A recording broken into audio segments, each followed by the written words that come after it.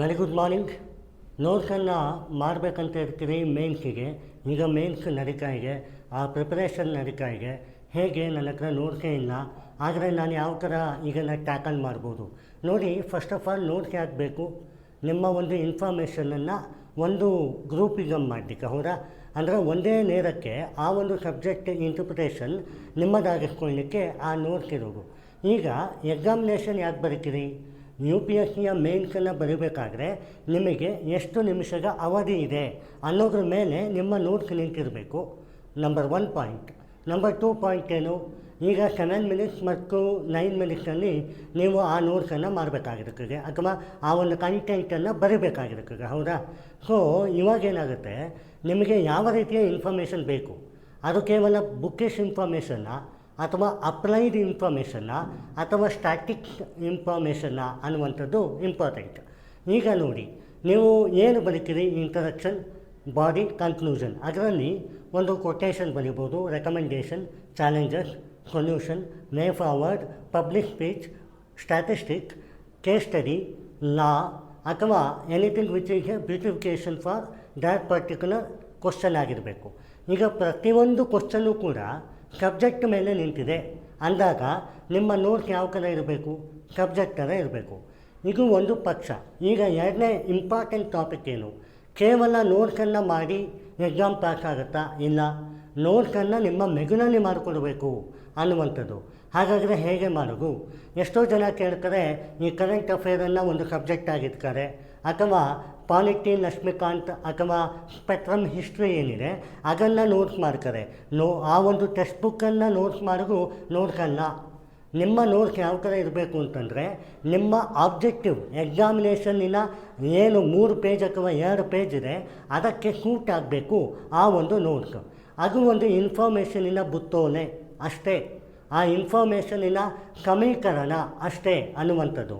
Number 2 parameter, ಎಷ್ಟೋ ಜನಕ್ಕೆ notes already ಆಗಿರ್ತದೆ, ಆದರೆ ಮೆದುಳಲ್ಲಿ ಆ ನೋಟ್ಸ್ ಇರೋದಿಲ್ಲ. ಇದಕ್ಕೆ ಕಾರಣ ಏನು? ಎಷ್ಟೋ ಜನ ಹೇಳ್ತಾರೆ, ನನಗೆ ಮೆಮೊರಿ ಪವರ್ ಇಲ್ಲ ಸರ್, ನನಗೆ ಲಾಸ್ ಆಗುತ್ತೆ, ನನಗೆ ನೆನಪೇ ಬರೋದಿಲ್ಲ, ನೋಟ್ಸನ್ನಿತ್ತು ಆದರೂ ನನಗೆ ನೆನಪು ಬಂದಿಲ್ಲ. ಅದಕ್ಕೆ ಕಾರಣ ಏನು? ನೀವು ನಿಮ್ಮ ಮೆದುಳಲ್ಲಿ ನೋಟ್ಸನ್ನು ಮಾಡ್ಕೊಂಡಿರೋಗಿಲ್ಲ. ಕೇವಲ A4 ಶೀಟಲ್ಲಿ ಇರ್ತದೆ, ಅಥವಾ ನಿಮ್ಮ ಒಂದು ಬುಕ್ಕಲ್ಲಿ ಇರ್ತದೆ. ಸೊ ಇದಕ್ಕೆ ಕಾರಣ ಏನು?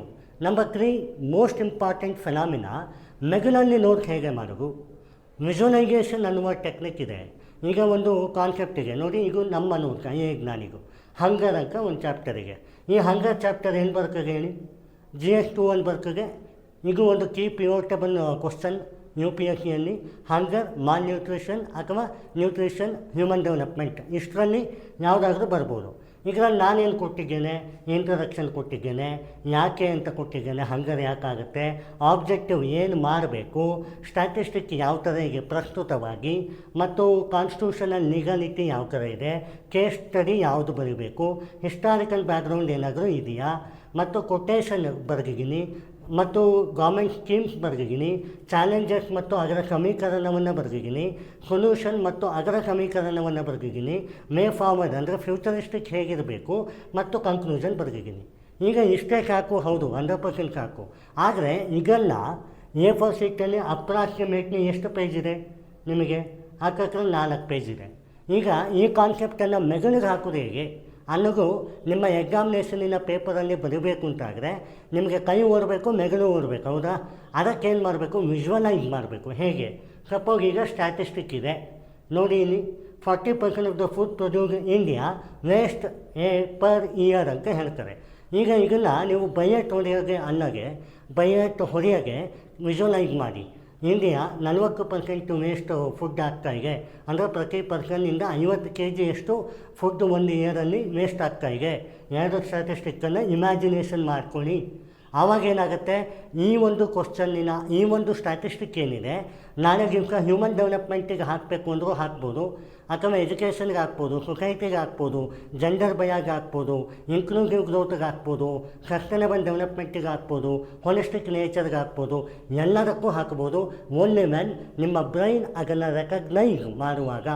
ಸೊ ನೋಟ್ಸ್ ಅನ್ನುವಂಥದ್ದು ಕೇವಲ A4 ಶೀಟಲ್ಲಿ ಇದ್ದರೆ ಸಾಲದು, visualisation in terms of the brain ಇರಬೇಕು.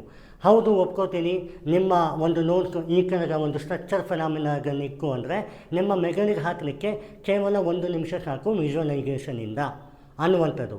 ಈಗ ಒಂದು ಸಲ ವಿಜುವಲೈಸೇಷನ್ ಮಾಡಿಕೊಂಡ್ರಿ, ಈ ಒಂದು 2024 global hunger index 105 out of 127 country, 127 ಕಂಟ್ರಿಯನ್ನು ವಿಜುವಲೈಸ್ ಮಾಡಿ 105 ನಮ್ಮದು ಅಂತ ನೀವು ರೆಕಗ್ನೈಸ್ ಮಾಡಿಕೊಂಡ್ರೆ ಈ ಒಂದು ಸ್ಟ್ಯಾಟಿಸ್ಟಿಕ್ ನಿಮ್ಮಲ್ಲಿ ಪ್ರಿಂಟ್ ಆಯಿತು. ಇಲ್ಲಿ ಯಾವತ್ತೂ ಕೂಡ ನೀವು ಇದನ್ನು ಓದಬೇಕಾಗಿಲ್ಲ. ಸೊ ಇದರ ಮೂಲಭೂತ ಉದ್ದೇಶ ಏನು? ವಿಜುವಲೈಸೇಷನ್ ಟುವರ್ಡ್ಸ್ ಎ ನೋಟ್ಸ್ ಆಗಿರಬೇಕು ಹೊರತು by heart towards the notes ಆಗಿರಬಾರ್ದು.